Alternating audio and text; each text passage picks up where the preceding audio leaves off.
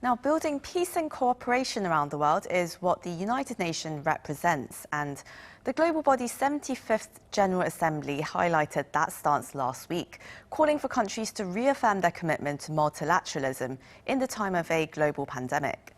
This year, virtual speeches made by world leaders grabbed global attention, with South Korean President Moon Jae-in calling for regional cooperation and an end-of-war declaration between South and North Korea, while others like President Donald Trump encourage countries to go their own way. Now, we go over some of the key issues today with Nelson Wright, Korea Foundation Korea Fellow at the Chatham House and Senior Lecturer of Modern Japanese Studies at the University of Cambridge. Hi, it's lovely to see you today. Thank you so much for joining us. Pleasure.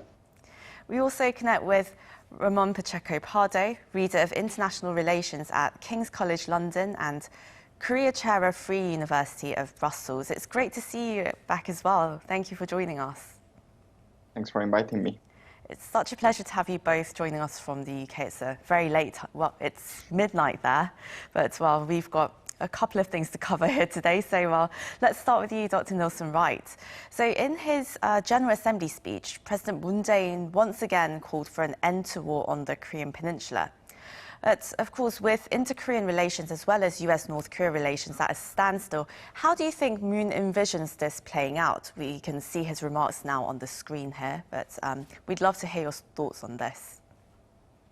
I think President Moon is being consistent with the policy that he has pursued so far in reaching out to North Korea and trying to emphasize the importance of a multilateral solution. We've seen him also propose in this speech the idea of a Northeast Asian cooperation initiative to bring together countries like Japan, South Korea, China, to deal with issues to do with global health. And I think that's an illustration of the practical approach that President Moon is adopting at this time. But of course, he's operating in a very different world from that which existed just a few years ago. Donald Trump has demonstrated that he is first and foremost emphasizing America's individual approach, whether we describe that as isolationist or perhaps more persuasively unilateralist. And multilateral institutions and global cooperation has, of course, been dramatically undermined by Donald Trump. And that, I think, represents a big challenge for President Moon. How does he create enough momentum and enough common interest at a time when, of course, COVID-19 is uppermost in the minds of so many voters and national leaders, and where there is an absence of coordination? I have to commend him for trying so visibly and publicly to underline the importance of multilateralism. And of course, the United Nations is a body which epitomizes that ideal. But at the moment, we're not seeing much evidence of real cooperation, and that's particularly true when it comes to the Korean Peninsula. Even allowing for those past summit meetings between Donald Trump and the North Korean leader, the United States at the moment is preoccupied with the presidential election, and Donald Trump is showing precious little sign of any real commitment to a multilateral approach. I see. And Dr. Pacheco-Pardo, what are your views on this? President Moon calling for an end to war really made headlines for the last 2 days. And while South Korea wasn't one of the signatories of the armistice agreement, so what would it actually take to end war on the Korean Peninsula? Well, I think President Moon has always said that this is going to be a long-term process and that is going to go beyond his administration. So I think he's trying to lay the groundwork for cooperation in the Korean Peninsula beyond the 2 years that he has left in office. So I think what he's trying to do, he's trying to make clear this is my policy. If a liberal president were to become president after him, this would be probably his or her policy as well. So what I think the president is trying to do is to make clear that this is what South Korea wants. And it is true that the majority of South Koreans actually support at least some degree of engagement with North Korea, and they actually support peace in the Korean Peninsula. So you could argue that there's a support from the majority of the voters in the country. Now, from a practical point of view, you would need an agreement between the US and North Korea for peace in the Korean Peninsula and inter-Korean relations to move forward. Because among other things, unless there's disagreement between Washington and Pyongyang, South Korea cannot move forward with economic cooperation with North Korea, for example. So you can have the symbolic declaration, but you cannot have anything more practical, which is probably what Pyongyang wants at this point. Well, Dr. Pacheco Pardo, lawmakers here in South Korea, most of them in President Moon's party, were aiming to pass a resolution on ending war with North Korea early this year as well. And they said that this kind of declaration would promote negotiations on North Korea's denuclearization and, as you just mentioned, push through more of the economic cooperation as well. So this declaration would really send a positive signal to Pyongyang. But would this, at this point, even be of really any use or even any value to North Korea?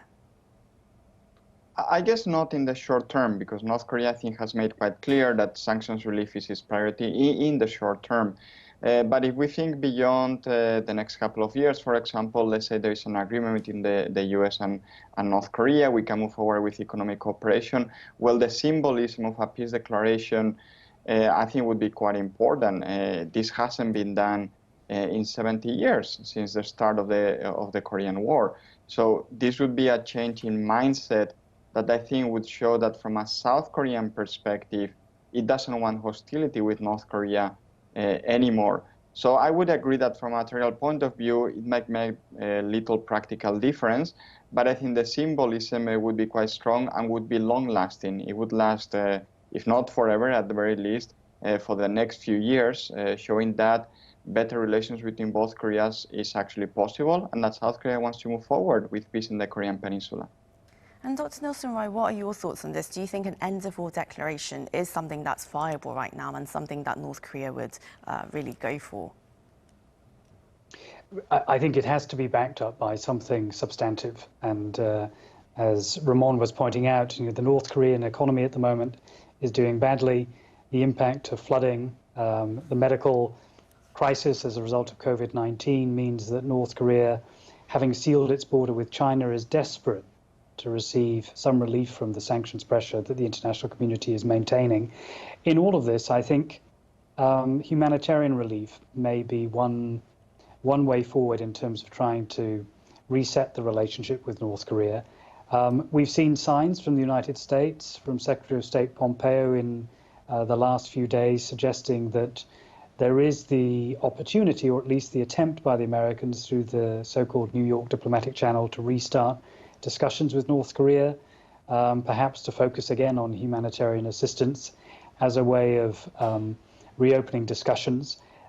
In all of this, though, of course, I think one of the things that's worth mentioning is that Donald Trump, in his address to the United Nations, has not mentioned North Korea, which is extraordinary when you think about it, because on past occasions when he's given similar addresses, he's been single-minded in focusing on the North Korean issue. And I think it's an open question how the North Korean leader will respond to that absence of focus by the American president.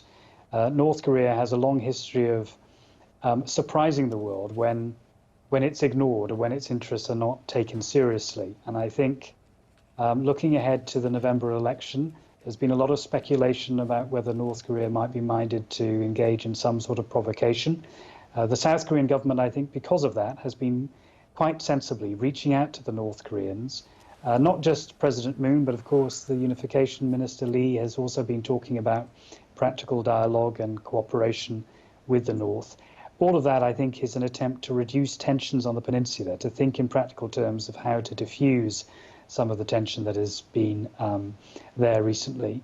And I think in all of this, it's important to keep in mind what the United States and North Korea can do. In this context, I think, perhaps the positive sign to emphasize is that North Korea, one imagines, would want to see Donald Trump be successful in the November election, partly because he has shown himself as a president happy to sit down on multiple occasions with his North Korean counterpart. He likes to pride himself as the man who can deliver a deal, and we know he's susceptible to flattery and inducements.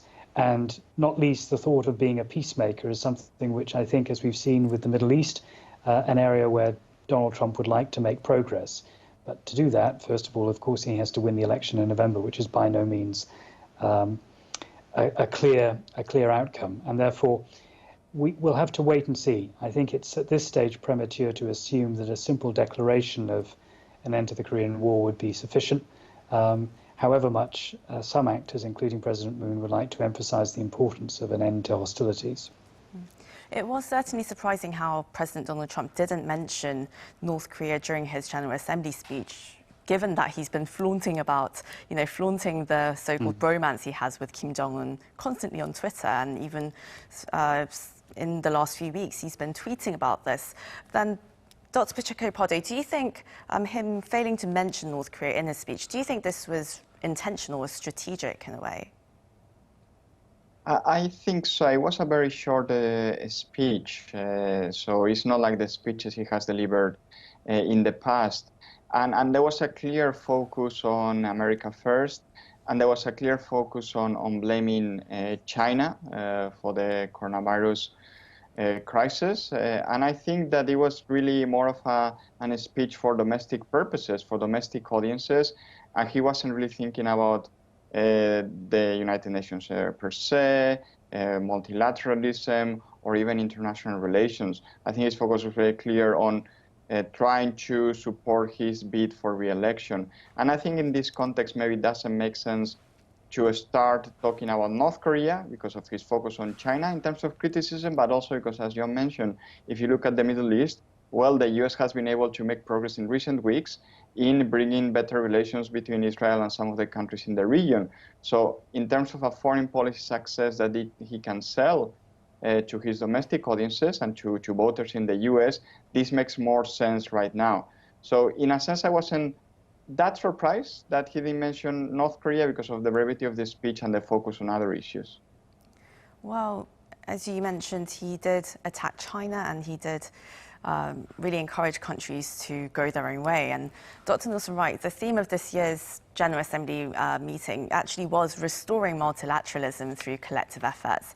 Yet, of course, President Trump encouraged nations to pursue exactly the opposite. His exact words were, as you can see on the screen, which you will see on the screen, as president, he said, "I have rejected the failed approaches of the past, and I am proudly putting America first." And that's just as you should be putting your countries first. Those were his words. And in recent years, we've seen the United Nations really failing to gather countries together and exercising the authority that it once enjoyed under US leadership. So do you think there is any hope for multilateralism? And why is it vital to have this to emerge stronger from this pandemic?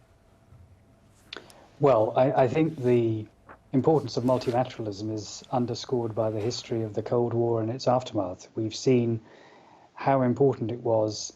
If one thinks back, this year, the 70th anniversary of the Korean War, it was the United Nations, of course, that came together under American leadership to resist North Korean aggression. It was cooperation on the part of other actors, including my own country, the United Kingdom, which sent no fewer than 100,000 men to fight in the war in Korea.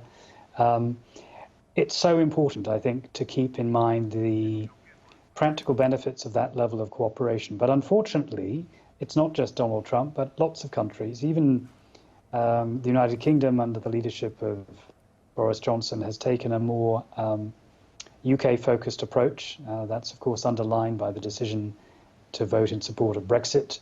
And COVID-19 should be an opportunity to work together. It's, again, I think, worth highlighting the efforts that President Moon are making to sort of capitalize on South Korea's very tangible success in dealing with the global pandemic at home, to highlight that there are opportunities for cooperation. But it's going to be extremely difficult. I think the key issue in all of this, looking ahead over the next few months, will be who wins that presidential election. A Biden presidency, I think, won't necessarily be a return to business as usual, but we will see, I think, a renewed emphasis on the importance of alliances.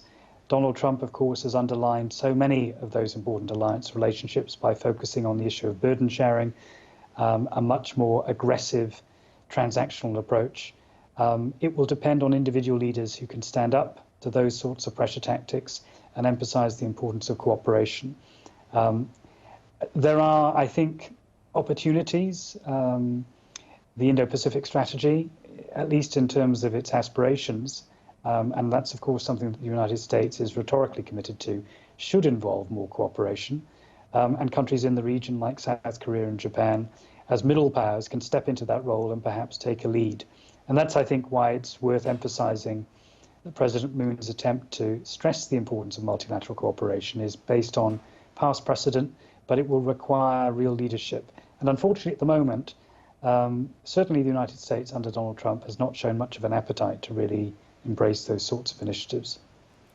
And Dr. Pacheco-Pardo, before we go, well, in light of the efforts to drive multilateralism and, well, first starting with regional cooperation, President Moon proposed launching a Northeast Asia cooperation initiative for infectious diseases control and public health, whereby North Korea participates as a member along with South Korea, China, Japan and Mongolia. How viable do you think this initiative is? In terms of viability, this is not the first time that a similar initiative has been proposed. Well, President Moon, when he came to power, he proposed an NPCR, which was meant on Northeast Asian cooperation. President Park also talked about NAPSI, so Northeast Asian cooperation as well. And we saw that this didn't happen. As an idea, I think it's quite good, and it is quite good actually to start with non-traditional security issues, such as dealing with pandemics, because this is something that cannot be dealt with individually by any of the countries in the region or at the global level, really. So there is a need for cooperation. And I think it's an idea that can be appealing for North Korea, right? We have seen over the last couple of years North Korea trying to use diplomacy and not only brinkmanship when it comes to dealing with other countries. So I think that in that respect, North Korea might be interested. Having said that, in the short term, I don't think it's very viable, but I think that to keep pushing for this idea would mean that at some point, North Korea, obviously China, Japan as well, might decide this is in their own interest and might decide to join this initiative. There's already trilateral cooperation in dealing with pandemics between Korea, Japan, and China. So in a sense, you could build on this to try to make it more multilateral, and this might end up working. But I think the short term is probably not going to be viable. Well, the General Assembly speech has really inspired both hope and some despondence, but hopefully multilateralism will pull through and we'll see some cooperation on a global scale. We'll have to let you go now. It's very late there, or very early there in the UK. Thank you so much for joining us. That was Dr. John Nelson Wright and Dr. Ramon Pacheco-Pardo joining us from Cambridge and London in the UK. Thank you so much. Pleasure. Thank you. And to our viewers, thank you for watching. We'll be back at the same time tomorrow here in South Korea. Have a wonderful day or evening wherever you are. Goodbye.